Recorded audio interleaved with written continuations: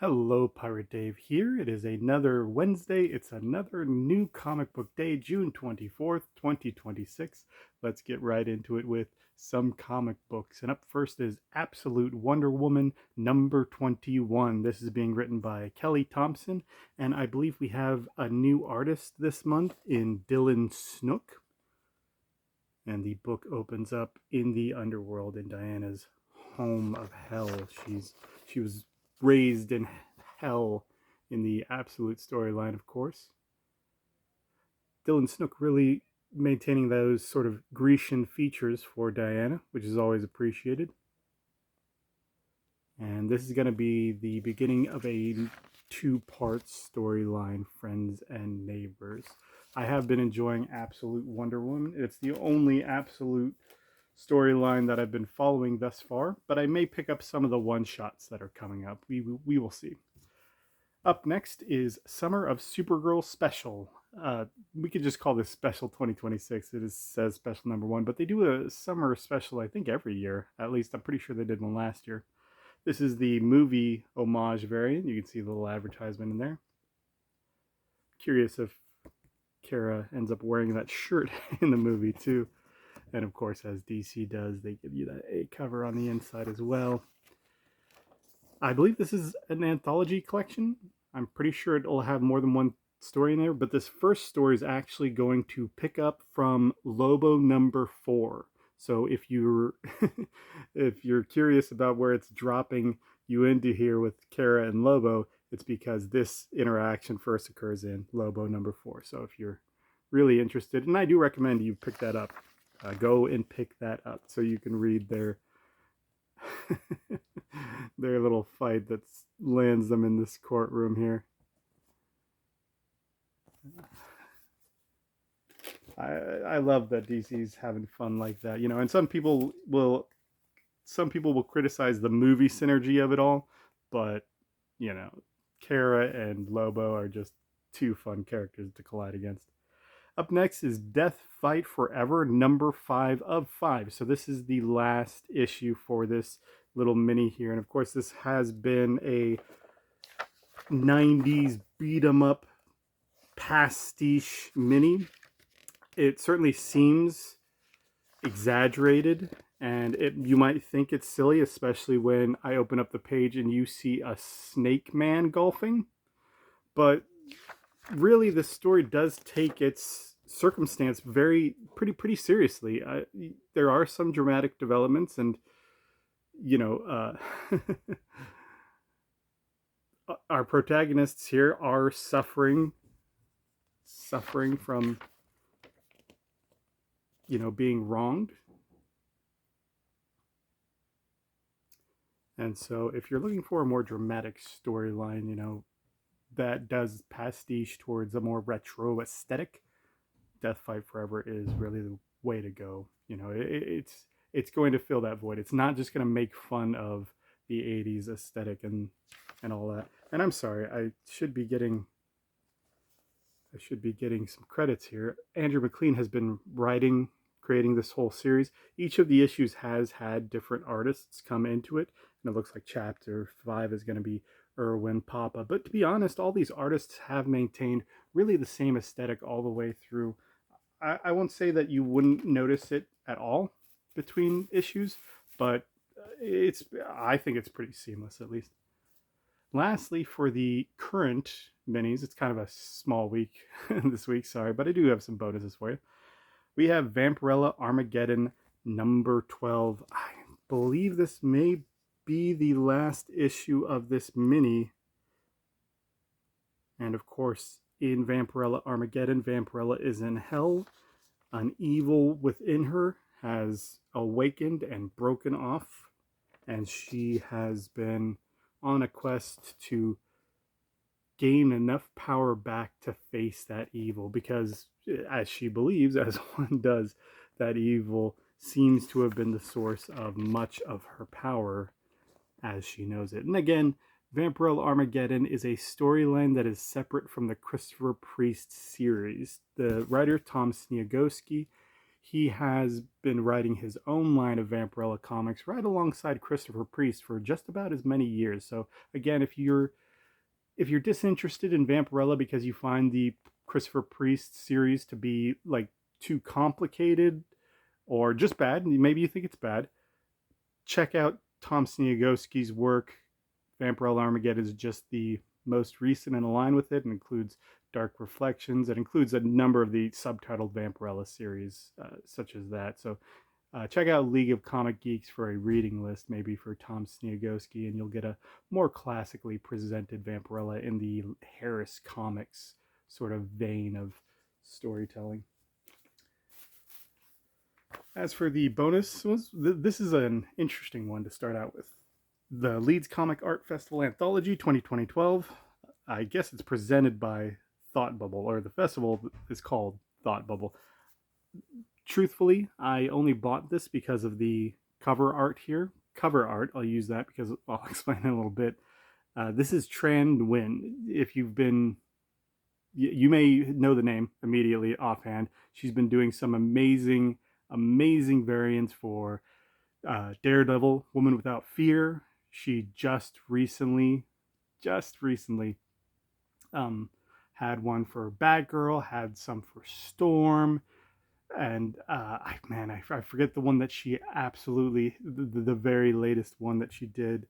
It was Miss Marvel. She did a Carol Danvers Miss Marvel for Captain Marvel Dark Past #3. So that's why I picked up, was for the cover art. But this actually folds out and it presents itself in this very large portrait. And we'll take a look in here because it's a very interesting anthology.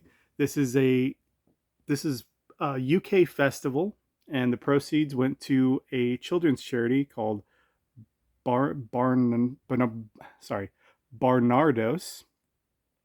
and it collects work from new emerging artists and older recognizable names. That first story, Underpants, is written by Lucia Rose Harris, age 5. let's it's right here. Let's take a look at Underpants, written by Lucy Harris, age 5. Snore. Ah. One's very good. Not in a bathroom. Oh, it's see that text there. I hate red, sparkly lipstick. I will destroy this. Hoo-ha. What? I curse your lipstick. Ha! Hoo! And I keep the underpants. And then he puts the key under the door and slides it in so she's safe, I guess. That's why hey, it's a coherent storyline. It was dramatic. It had a twist. There was a lot going on there in a single page. I have to say that was impressive. And that art is apparently illustrated by, I would assume, Lucy Harris's father, Tony Harris. Let's see if we can get it. There you go. There's some recognizable names in here. You can see Scotty Young has a page in here, as does Gail Simone, illustrated by Tula Lotte. And there's even another Tula Lotte illustration with Warren Ellis as the writer. So it's fascinating, a fascinating sort of thing. I mean, some people might look at the way this is like formatted. It isn't designed to fold up and be presented like that, and then you could just sort of bag that up. But of course, when you're reading through the book, there's this that large bend, that large crease through it.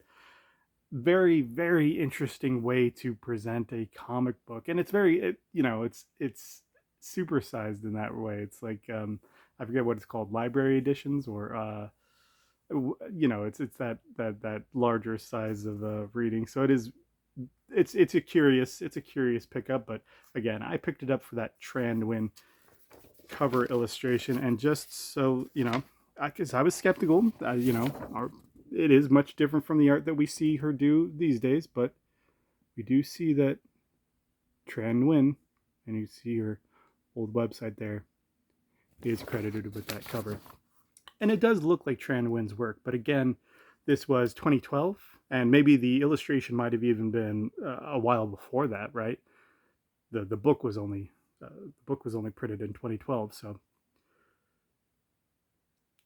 14 years later, she has really evolved in terms of how expressive and how sort of crazy she gets, because now she'll have, I mean, she'll still have the same idea, right, with elements of the subject just whipping around and just filling in the environment so fantastically.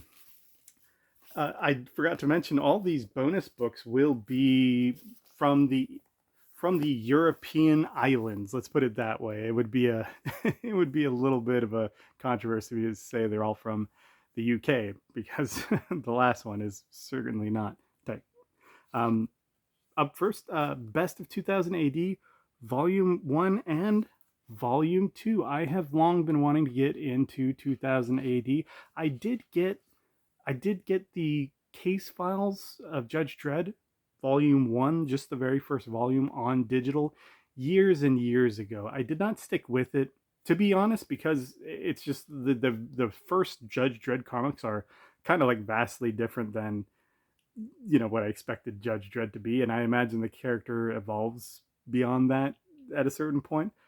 But these were easy steal, and I've been wanting to get into 2000 AD, so I thought this was a great entry point into doing it. And there's also a 2000 AD app that does feature some free comics if you too are interested in finally jumping into this legendary series of magazines. And I just love that you have all these artists and all these creators, all these writers and artists that come in and out of 2000 AD. I mean, when I'm looking at creator credits on League of Comic Geeks, so often I'll see creators with dozens and dozens of credits for 2000 AD, and it's like that's where they really cut their teeth, was maybe not writing Judge Dredd specifically, but having these other non-Judge Dredd related stories, right? And you know, your mileage may vary. You may think like, if you're picking this up just for Judge Dredd, maybe that's not the way to go about it. Maybe you should just go get a collection specifically titled Judge Dredd. But these will have Dredd stories in them, clearly. But I imagine most of these best of 2000 ADs will have a lot more than, they'll have more non-Dredd stories than Dredd stories, from what it seems like just in looking at it. I am very, very excited to jump into those. And lastly for this video, this is just a really interesting one. We have Pirate Queen, The Legend of Grace O'Malley. Like I said, it would have been controversial for me to say all four of these books, the anthology, the 2000 AD stuff, and Pirate Queen came from the UK or England, because Grace O'Malley is an Irish folk hero. Well, I say folk hero. No, I think she did exist. But you know, to be honest, I'm not sure. The creators here, which are, sorry, they're in the back of the book there, Tony Lee and Sam Hart, they have released a bunch of books together from about Robin Hood, King Arthur, Joan of Arc. Joan of Arc is certainly a real historical figure. I think Robin Hood and King Arthur are maybe, you know, very dramatized by this point, to the point of just folk hero would be the most appropriate way to describe them.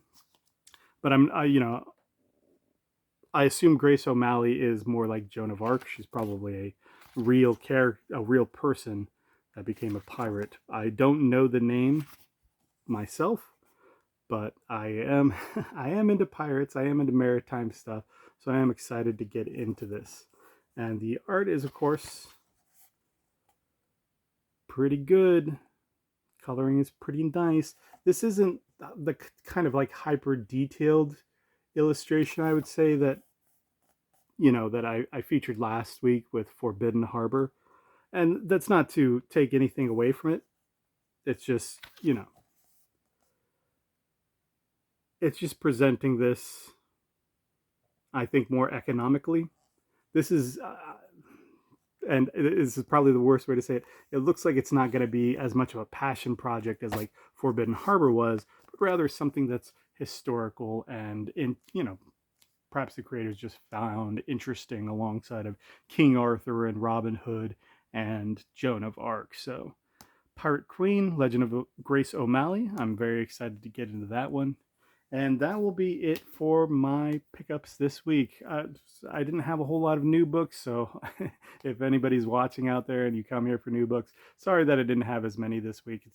There's no specific reason, it just sort of shook out that way. But I hope you had a great week. If you're picking books up, I hope you got everything that you wanted.